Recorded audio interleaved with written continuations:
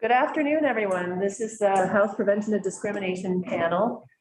And we welcome the Speaker of the House, Speaker Jill Krowinski, and we're going to start by talking about planning a training for House members in the upcoming several months, at least by the beginning of the 2022 session. Welcome. Thanks. It's great to see everyone. And Speaker, did you have any an outline or some thoughts about how we could best serve all the representatives in the House and help all of us get on the same page about the work of this committee and the process?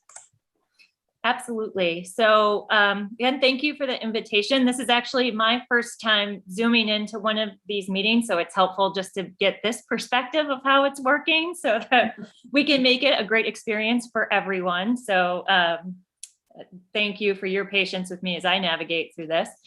So, we did some really good work this last session in doing a training with the full body and then doing an additional training with chairs, vice chairs, and leadership about how to navigate tough discussions and how to best find ways to create educational moments to help people do their best and be their best selves, because I think a vast majority of our members, all of our members, really have good intentions and want to be good partners and supportive members to each other. In taking the feedback that I got from the chairs, the vice chairs, and leadership, and from the general training, what I heard is the want for more opportunity to kind of digest situations together and talk about next steps and learning from, okay, the next time that happens, I might intervene by having a conversation with that member after, or following up with that witness before the next time that they come to our committee to chat with us.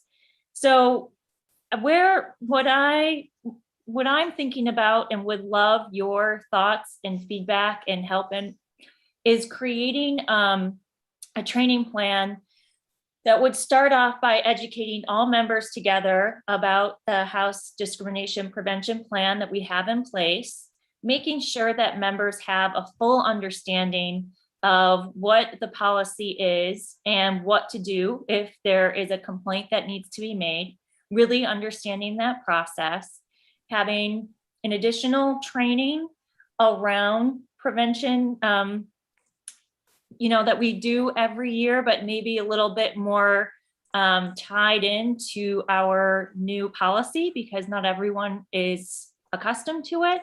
And then lastly, what I would love to do is, after having that initial presentation about what the plan is, making sure people understand it, and having a discrimination prevention training, is to establish small groups within our body to have ongoing discussions. So perhaps it's once a month or once every other month, from carving out space in our full schedule for the groups to come together to talk about a situation that may have arisen, or if someone has a question. These groups would have facilitated help from maybe a group of members that are trained to help facilitate and lead those conversations, but really creating a more personal space, more opportunity to have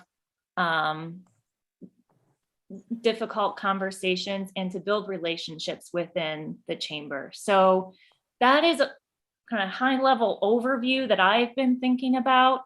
Again, the feedback that I've been getting from members is that they want to do a good job, and they don't really feel like they have the space to have those conversations of how to deal with a difficult situation, or how to be a good ally and intervene when needed. So I think small groups would really help create that environment. So that is my high level overview for you all. And I know Representative Cordes, we had an initial conversation about this, so I would just love your thoughts and feedback on that idea and how we can work together to have a really strong start this session. Thank you, Madam Speaker. I'm very happy to have you working with us on this and happy to see you this afternoon. I'm not sure what your time commitment is right now, Madam Speaker, but I'd like to introduce or have each of the members of this panel introduce themselves, and then we can go from there. That sounds great. Start with your Representative Matos. Hey, Jill, Chris Matos here. I don't know what you want me to say. Oh, Milton, Chittenden County, just north of you. Yeah. Hi. Hi, Representative Mary Beth Redmond. I sit on House Human Services and I represent the community of Essex. Hi, Madam Speaker. It's Representative Taylor Small from the great city of Winooski, also sitting on the House Human Services Committee. Representative Mari Cordes. I represent Lincoln, Moncton, Starksboro, and Bristol, and I live in the Mountain Valley in Lincoln. Representative Kelly Piala from Londonderry, representing Londonderry, Weston, Stratton, Jamaica, and Windhall, and also sitting on House Human Services.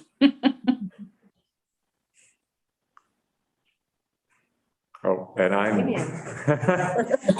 sorry, and I am not an elected representative. I'm Damian Leonard from the Office of Legislative Counsel. All right. Responses from any of you from the speaker's introduction and highlights. I have a few thoughts, but I'd like to also hear from you all. Representative Redmond. Yeah, I really am deeply appreciative, Madam Speaker, that you've had good connections with the chairs to kind of get that feedback. I think that's so important, and I really hear that loud and clear, and that folks have the goodwill to do the best, but that they want to kind of roll up their sleeves and engage in safe spaces to really increase their learning and ability and fluidity with all of these different issues. So I'm thrilled that this is a priority of yours, and I am eager to, with my team, dive down into how to implement this for the coming session. So that's just a comment, I guess. Thank you. Thank you, Representative. Representative Small. Happy to add in there. Yes, I really like the opportunity of being able to give a full overview of the discrimination policy so that folks are aware, especially since we were able to finally approve it towards the end of the first session there. And really leaning into that piece of learning from those scenarios, those missteps that happen, those mistakes that we make, and kind of thinking of how we can do better in the future. I wonder if adding into that training a set of scenarios at the end to encourage that dialogue right from the beginning. And then also, I do worry about the small group discussion. I think it is a great idea, but I wonder how that would look in application, especially as the session starts to get underway, how we have those, the ability to be accountable to one another and to be present. But I would also see that as a voluntary opportunity for folks to engage in. So maybe it is kind of self-selecting groups or putting folks forward who are interested in those kind of dialogues, especially encouraging chairs and leadership in that discussion as role models within the body.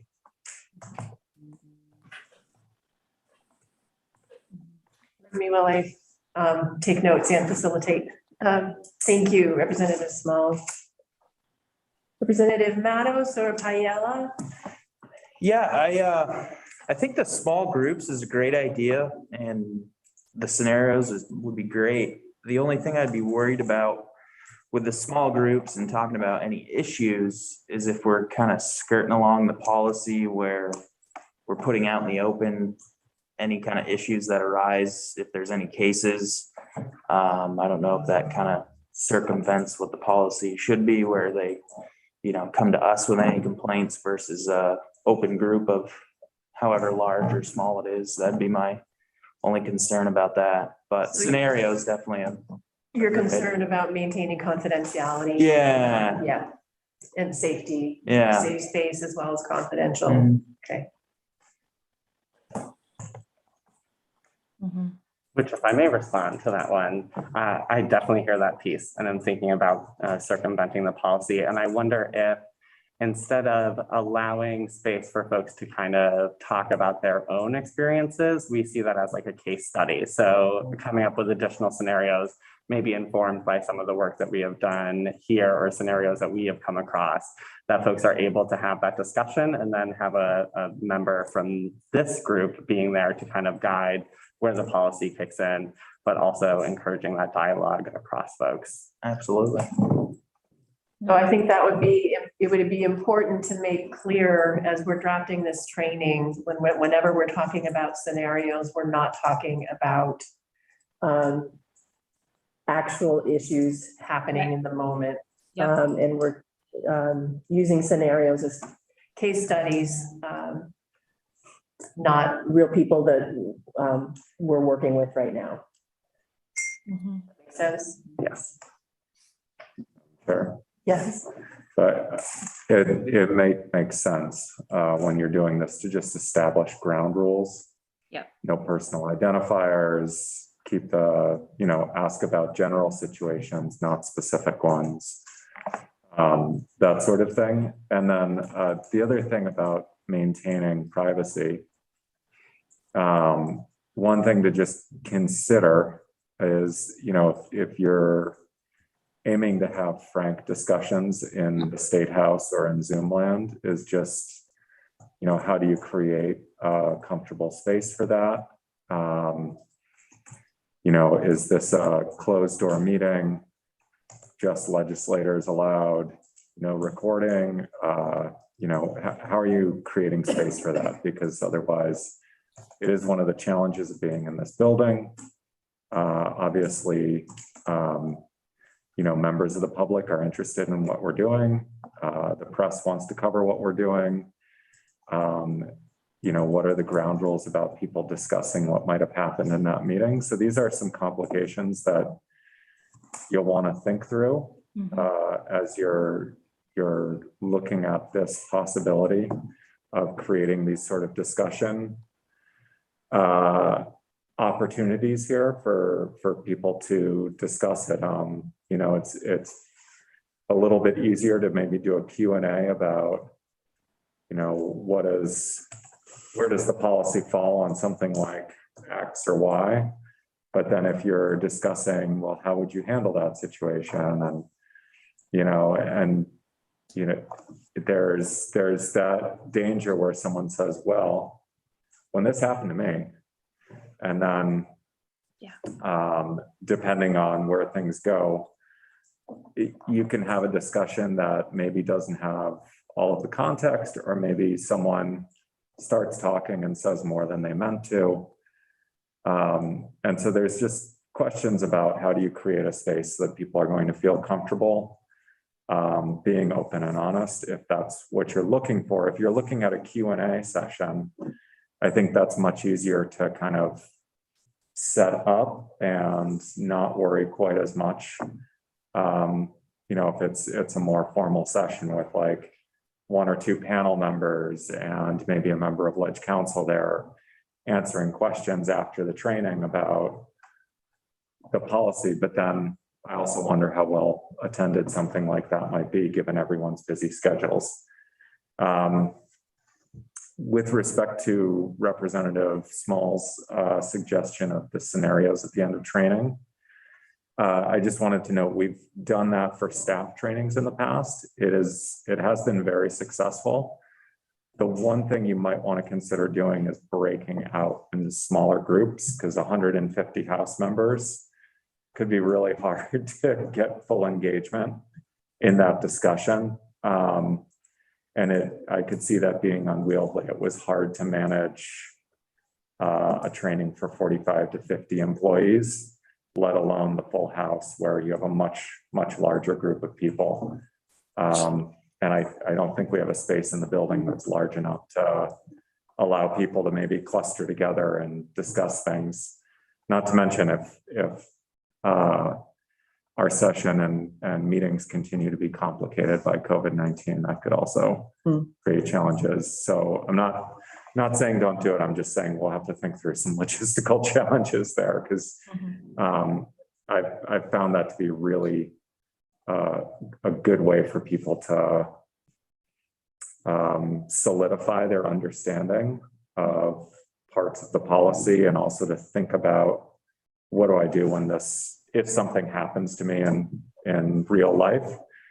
But it also can be really unwieldy where one group isn't engaged at all and another group is really into it. And how do you facilitate the discussion between all the legislators so everyone feels like they're being heard, like their questions are being answered, and is engaging with it. But all things we can kind of think through. Might Representative Paella want to say something? Representative Cordes? Yeah, Kelly? Well, what Damien was just saying was, are we working on the assumption that we will be there in person doing a training in person, or are we working on the assumption that there's more of a hybrid situation to be thinking about in terms of how we're making all this happen? Can I jump in? Speaker. Thank you. Yeah, that's a really great question, Kelly, and it's something that we are working on right now to try to determine, because a lot can happen in a couple of months, and we don't want to set a policy in place based on information today that may very well change in the coming months. So for now, I would think of it as planning to be in person and knowing that we very well could have to change that if the pandemic gets worse, and have to come up with a hybrid or a Zoom function. I will say that as a reminder that we have grown our space and facilities for the State House complex. So as we're planning and thinking about this, please keep in mind that we have space both at 133 State Street and 109. So the tax department and the pavilion. We have about 4 or 5 rooms in the pavilion and a couple at 133. The rooms in 109 are definitely much more ready to accommodate meetings like this, less at 133, but we do have additional space available. So I want you to be thinking about that too, as we determine and think through the best way to meet safely and to spread out, that we have that available. Yeah, I guess I just, part of the question came from that whatever we're planning, we also have to be thinking about that we need to also plan the contingency. Yep. And, that may shape what seems best overall, so. Yeah. Totally. So we'll need to be sure to involve legislative staff. So we'll make sure that this committee is communicating with Mike Ferrant and as well as the Office of the Speaker. So it sounds like we have some consensus on one initial main training, possibly with some breakouts, and then with possibly some regular small group meetings we need to have much more conversation about design and ground rules. And a couple of other ideas I had were on the legislative website. There is a link to our current policy. I think it might be helpful once we vet the resources, to have a few links to helpful resources describing what discrimination looks like, and just some basic information to help people who haven't had an experience in working in this realm. And then another thought was to have weekly or bi-weekly communications go out from this panel, either from the Office of the Speaker with your approval, Madam Speaker. It could be even just a paragraph, just to keep the information active in everyone's minds, keep people thinking about it. And again, referring them to the resources on this committee's website. And then lastly, would we want at any point to have process conversations with kind of high level, not detailed specific conversations about actual issues, but high level discussions with other committees like the House Ethics Committee, and or would it be appropriate to have those high level idea generating process conversations with the other chamber as well? Can I add? Oh, sorry, one last thing. Should we make the training mandatory? So before answering that question, I have a couple of other things that I want to add in. Just that I really think the communication piece, and I'm a little biased because that's my bailiwick. I think that is really important. And if there's a way not to kind of put too much, kind of pressure on us before the session, but if there's a way to kind of come out with a schedule and a kind of a global communication on what's coming for the session so that people can reserve dates and kind of, I think that that will help in the attendance, that people have this information well ahead. And then there is so much robust expertise in our state. I think also bringing in people from outside periodically, I just think it's good for our members to hear from other experts around the state who really, are doing national work on these topics. So we have a robust group of people to draw from. And the last thing I wanted to say for the small group facilitation, we have in our ranks, in our member ranks, some really talented facilitators. So there might be a way to take advantage of those folks and their skill sets in terms of, those smaller group discussions, to kind of keep them safe and a safe learning environment, that kind of thing. I think we should think about that too, using the expertise of some of the folks in our ranks. Yes, it was really helpful and wonderful in the trainings we have had, the full trainings, to have people like Boryang come speak with us. And there are many more folks that can help us who are involved with us, but external to us. So, Damien, do you have any other thoughts about that? Because you've been involved in preparing presentations for the House. Yeah, as far as preparing the presentation on the training on the policy, I think that's something I can help the panel do. We have sort of a format that has worked in the past. As far as the breakout sessions, again, that's something I have some experience with. I would certainly welcome experience from other members of this panel or members of the House who have more experience doing training in a small group setting. Because that's, we're attorneys at the Office of Legislative Counsel, not necessarily trainers. We do our best, but we are not necessarily the best people at facilitating that sort of format. So that's something I think it's a great idea to utilize the expertise on this panel and possibly from other House members who are interested in helping with the training on this issue, to sort of facilitate those trainings.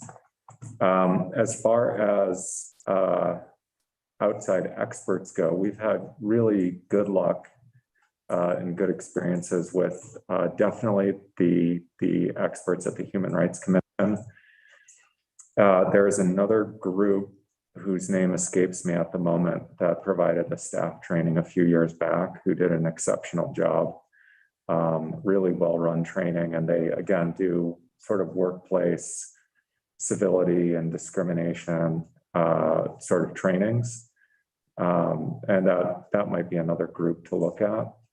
I know we've had some outside attorneys in the past, and some of their trainings have been great and others have been a mixed bag. So I think one of the advantages for outside experts is that you can have them talk about more general issues of behavior and how you interact with each other in the workplace. And I think that that's a strong suit for them. Talking about our internal policy is often difficult because they have limited time to prepare. But, you know, whether it's implicit bias training or civility training or bystander intervention training, those are all things where I think an outside expert can really bring something to the table that maybe we don't necessarily have the expertise to provide the best training for in-house. So that's where I would suggest, you know, if you're looking for bringing in outside experts, I would focus on folks who work on that. And that may also be something to do in these smaller group settings through the session, you know, where you set up something where there's space for 20 members or 25 members, and you can have a discussion with Or Yang from the Human Rights Commission or one of the other experts in our state about, you know, what do I do if I see discrimination occurring in front of me? How do I support the person who is being discriminated against or stop it while it's happening? Or, you know, what are my options? How can I respond? That sort of thing. And those folks can give you a lot of sort of guidance that, I mean, this is what they do. So those are kind of my thoughts. That was a little bit rambling. I apologize, but yeah, Thank you. Thank you. If you think of the name of that group, I will. can you email it to us? I will ask my colleagues who scheduled that group if they can send me the information and forward it. Thank you, Damien. So I'm thinking that on the topics of small groups, including breakout groups, that it would make sense for each small group to have, in addition to legislative staff, that we would have one legislative council member, an attorney, at least one of us panel members, a strong facilitator that this panel has approved, and at the privilege of the House leadership of the Madam Speaker, a designee of House leadership. How does that sound? All right, so we have, what do we have right now? We have, we want to create a timeline. We have a main training, and I can continue to communicate with the Speaker's office about timing and stay in communication with all of you. Would any of you like to take on the outline of the timeline? And that may also have to be with the office of the Speaker, so that might be. Happy to provide a draft that folks can react to. That would be great. Thank you. Sure. One other thing I wanted to add, and just that I think people, my sense is that in learning and processing, people do better with kind of more frequent, shorter kinds of things. So I don't know how you all feel about that, but I'm thinking maybe something where, you know, we take a topic at a time and kind of have it be shorter and more compact and focused, and, you know, just scheduling those out so people know when they're coming, rather than a long 1 or 2 hour, you know, something that's really extended and covers a lot. I think it's easier for people to kind of digest in smaller. So if you're amenable to that, that's the kind of timeline I would try to put together. Yeah, I think that's better too. And the same with the weekly or biweekly communications that we put out should be short and focused and invite engagement. And in that sense, I'm also thinking about having a pre-training self-survey. Then we can have a post-training self-survey, and it's only for the people involved, for the people, our representative colleagues, all of us to do the pre and post surveys. And if they wanted to share their learning or frustrations or any issues they have had with the training, any suggestions, and they could. And the pre and post surveys might be a measure for them of that. Can I just circle back around to Mari's question that hasn't been answered yet? Is this going to be mandatory? And why I'm asking that is if it's mandatory and we're going to have many of these, and they're spread out and they're short and they're, I think we all know how busy we are during the session. And even though longer trainings are tedious and hard to take in, it is also really hard to schedule lots of little things coming up all of the time, because that's what we're doing constantly. And I think trying to, asking people to attend many mandatory short things will become problematic. That's just. I think having the main initial training, that's more suitable. I think if we do have anything mandatory, that would be the one, I think, to make mandatory. Can I jump in for a second? Please do, Madam Speaker. Thank you. I wasn't sure how you all operate, if you're doing hands or not, so I'll just, but so for some of the other policies, and Damien can correct me if I'm wrong, but we have in the past made the initial trainings mandatory for members, and then subsequent small group meetings or trainings have been strongly encouraged. So that's where I would be working off of, and would love your thoughts on. That's correct. That's super helpful, Jill. I think that sounds great. That sounds on target. So Kelly, does that sound manageable to you? I mean, I guess I'm thinking in terms of the entire body. That sounds much more manageable for 150 people to Yes. to navigate. So then is the plan that I'm hearing that we would do the full presentation to the body. I of course agree that it should be mandatory. I think everyone should know this policy thoroughly. And then digging into specific pieces of the policy following for further deeper discussion. Okay. Yeah. Great. I like that. And I like planning early so that we don't interrupt with any of the issue specific or party caucuses Right. right off the bat. Right. And laying out expectations is at the beginning, early on, is a very healthy thing to do as an organization. So that everyone knows what the expectations are. And that we as a panel have done our best to make sure that the training is as accessible as possible to every member in the House.